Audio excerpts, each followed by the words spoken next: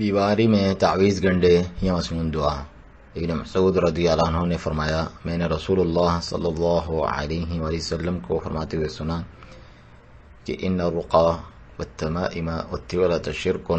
بے شک شرکیہ دم جھاڑ، تعویذ گنڈے اور محبت کے لیے جادو کرنا شرک ہے۔ آپ کی بیوی نے کہا، آپ ایسا کیسے کہتے ہیں جبکہ اللہ کی قسم میری آنکھوں میں تکلیف تھی اور میں فلاں یہودی کے پاس جایا کرتی تھی تاکہ اس پر دم کرے، اور جب وہ مجھے دم کرتا تو درد رک جاتا۔ ابن مسعود رضی اللہ عنہ نے جواب دیا کہ یہ شیطان کا کام ہے، وہ اس یہودی کے ساتھ ملا ہوا ہے، وہ اپنے ہاتھوں سے تمہیں کچوکے مارتا رہتا ہے اور جب وہ دم کرتا ہے تو مارنا چھوڑ دیتا ہے۔ تمہارے لیے یہی کافی تھا کہ تم یہ دعا پڑھتی جو رسول اللہ صلی اللہ علیہ وسلم پڑھا کرتے تھے کہ اذهب الباس رب الناس واشفی انت الشافی لا شفاء الا شفاءک شفاء لا یغادر سقما، تکلیف کو دور کر دے اے لوگوں کے رب اور شفا دے، تو ہی شفا دینے والا ہے، نہیں ہے کوئی شفا مگر تیری شفا ہے، ایسی شفا جو بیماری کو نہ چھوڑے۔ اسے ابو داؤد نے اپنی سنن میں روایت کیا اور شیخ البانی نے اسے صحیح ابی داؤد میں صحیح قرار دیا ہے۔ مریض کی گردن میں شفا کے لیے قرآنی تعویذ لٹکانے کا حکم۔ فضیلت الشیخ صالح الفوزان حفظ اللہ سے سوال ہوا، قرآنی آیات لکھ کر شفا کی غرض سے تعویذ بنا کر اسے مریض کی گردن میں لٹکانے کا کیا حکم ہے؟ کہ جواب میں آپ فرماتے ہیں، مریض کی گردن میں اسے نہ لٹکایا جائے، یہ تو تمائم تعویذات ہیں، اور حدیث میں ہے کہ من تعلق تمیمۃ فلا اتم اللہ لہ، جس کسی نے تعویذ باندھا اللہ تعالیٰ اس کی مراد پوری نہ کرے۔ مسند احمد کی روایت ہے اور شیخ البانی سلسلۃ الصحیحہ میں اس کی تفصیل بیان کی ہے۔ مریض پر کچھ نہ لٹکایا جائے، نہ دعا نہ قرآن، بلکہ اس پر صرف قرآن پڑھا جائے اور دم کیا جائے، قرآن اور صحیح ادعیہ کے ذریعے اس پر دم کیا جائے، اس امید پر کہ اللہ تعالیٰ اسے شفا عطا فرمائے۔ البتہ آیات کو لٹکانے کے بارے میں کوئی دلیل نہیں، ساتھ ہی اس بات کا خدشہ ہے کہ اس کی آڑ میں انسان دوسرے شرکیہ تعویذات بھی استعمال کرنے لگے گا، اسے تعویذ لٹکانے کے اس دروازے کو ہی کھولنا نہیں مسجد چاہیے۔ سنہ نبویہ میں ہمارے ساتھی آئے تھے، ہمارے ساتھ جو ڈرائیور تھے، ان کے گلے میں تعویذ تھا۔ اللہ تعالیٰ ان کو جزائے خیر دے، ہر قسم کی شر فساد بیماری اور نظر بد سے بچائے۔ لیکن عام لوگوں کو اسی طریقے سے جو ہے یہ تعویذات وغیرہ دیتے ہیں جس کے بارے میں یہ لوگ کہتے ہیں کہ اس کے اندر قرآن ہے، جبکہ اکثر ہم دیکھتے ہیں کہ قرآن وغیرہ نہیں ہوتا۔ ابھی ہم نے آپ کے سامنے یہ کھولا ہے اور فوراً ہی ویڈیو بنا رہے ہیں بغیر کسی وقفے کے، تو آپ دیکھیں کوئی قرآن نہیں ہے، نمبر لکھے ہوئے ہیں، بکواس لکھی ہوئی ہے گھما گھما کے، اکثر تو شیاطین کے نام ہوتے ہیں، کوڈ ورڈ ہوتے ہیں جس کے ذریعے سے اپنا جادو وہ اور زیادہ پکا کر کے رکھتے ہیں، بیمار رہے، ہمارا کسٹمر رہے، ہمارا دھندا رہے۔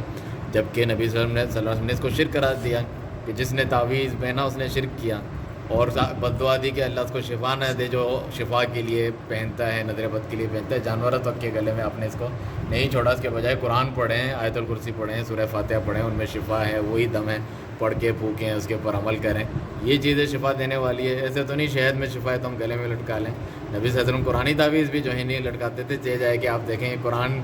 جو اس لیے علماء کرام جو کہتے ہیں ان کی بات میں حکمت ہے، اور انہوں نے یہی کہا کہ جو ہے قرآنی تعویذ کو بھی اس لیے منع کرو کہ اس کی جگہ اس کا نام لے کے غیر قرآنی بھی رواج پاتے ہیں، لوگوں میں واقعی پاتے ہیں، اگر یہ جائز ہوتا تو وہ اس کا حکم دیتے ہیں۔ تو یہ جو ہے سارے شیطانی کام ہے،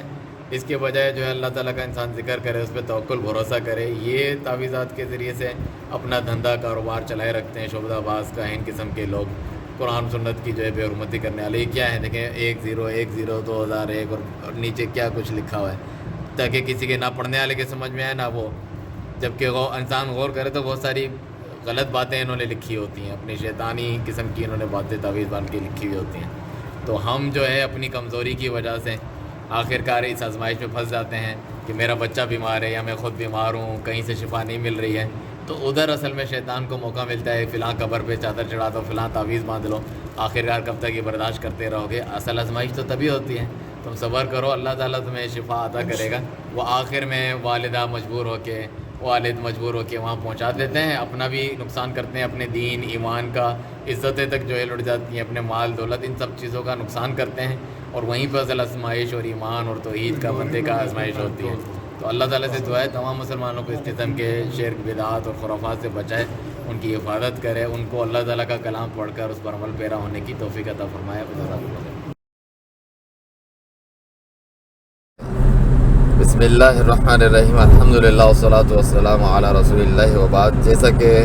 ہم نے پہلے بھی آپ کو بتایا کہ لوگوں کے گلوں میں جو تعویذ بتواتے ہیں قرآن کا نام لے کے، اس میں سارے خرافات وغیرہ غیر اللہ کو پکارا گیا ہوتا ہے، شرکیات اور دیگر نمبر وغیرہ شیطانی انہوں نے کیے ہوتے ہیں چکر۔